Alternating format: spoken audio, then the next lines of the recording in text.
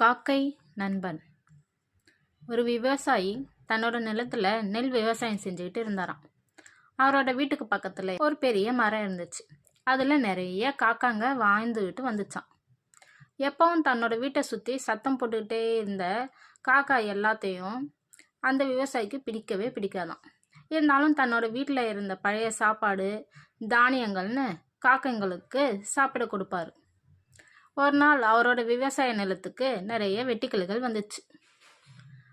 அதுங்க நிறைய தானியங்கள் மட்டும் இல்லாம பயிர்களையே தின்னு தீர்க்க ஆரம்பிச்சிச்சு. அதை பார்த்த விவசாயி ரொம்ப வருத்தப்பட்டாரு. எவ்வளவு கஷ்டப்பட்டாவது இந்த வெட்டுக்கிளிகளை துரத்தணும்னு முயற்சி செஞ்சாரு. ஆனா நிறைய வெட்டுக்கிளிகள் இருந்ததால அவரால் எல்லாத்தையும் விரட்ட முடியல. ரொம்ப வருத்தப்பட்ட விவசாயி ஒண்ணுமே செய்ய முடியாம வருத்தத்துல அங்கேயே உட்காந்து தன்னோட நெல் பயிர்களை வெட்டுக்கிளிகள் தின்னு நாசமாக்கிறத பார்த்துட்டு இருந்தாராம். வருத்தமா உட்கார்ந்து இருந்த விவசாயியை பார்த்த காகங்கள் உடனே பறந்து வந்து வெட்டுக்கிளிகளை பிடிச்சி திங்க ஆரம்பிச்சுச்சான்.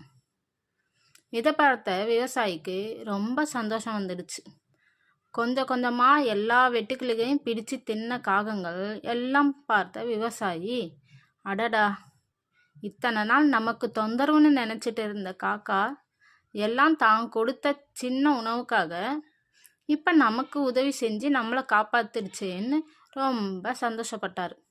அன்னிலிருந்து காக்கா அவங்களோட சேர்ந்து தன்னோட வாழ்க்கையை வாழ ஆரம்பிச்சாரா அந்த விவசாயி. நன்றி.